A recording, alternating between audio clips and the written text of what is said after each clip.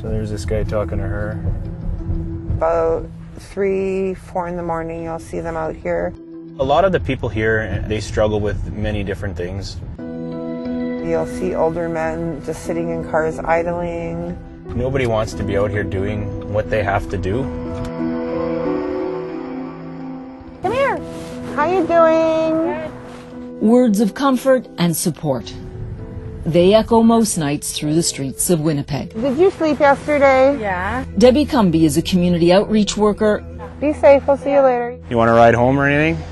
No? You okay? You need anything else? Kurt Chapko is a police detective, part of an elite unit trying to counter sexual exploitation and human trafficking. This is our regular route. We drive in this area and the other areas that have high levels of exploitation. They are both leading a transformation, a new way to fight human trafficking.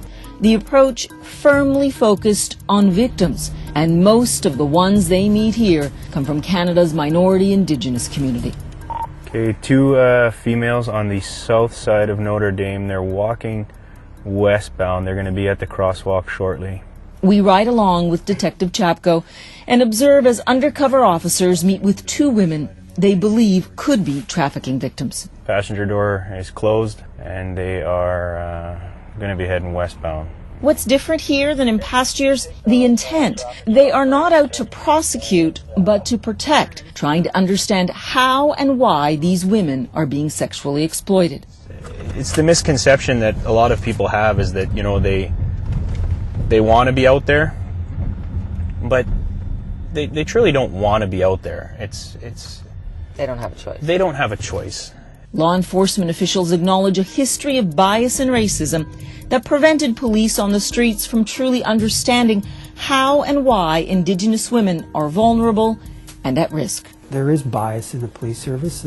We recognize that there's implicit bias. We certainly have taken steps to try to address that in a myriad of ways. We have a team that's dedicated just to outreach, just to being out there and trying to get to know who's out on the street, trying to establish a relationship with them. Lots of kits for tonight. Hopefully it'll be a busy night.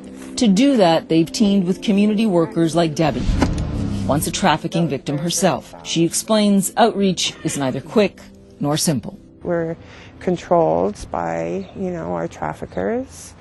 A lot of people call them their boyfriends or drug dealers, and you owe money and you have a choice. You get beaten or killed, or you go out and work. We'll get started. I think we have about 68 kids that are missing this morning. The new approach on the streets of Winnipeg is supported by the government. Jennifer Richardson runs Trasia's Trust, Manitoba's strategy to combat sexual exploitation and sex trafficking of children. Copy, standby. Crucially, the provincial government has committed more than 10 million Canadian dollars each year to fund it, a huge sum for a population of only about 1 million people.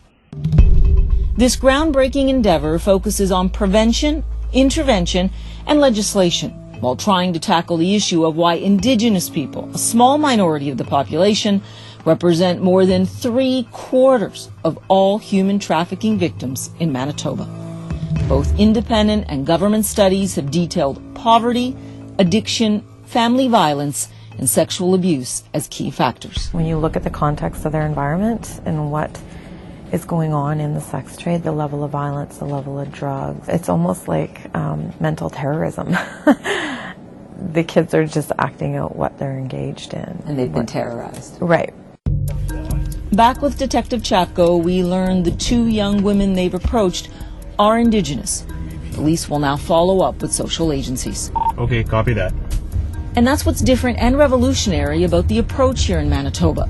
A first in Canada, it uses targeted funds, but also words, deeds, and training to help fight human trafficking in a whole new way that prioritizes the needs of victims. Okay, be safe. Paula Newton, CNN, Winnipeg.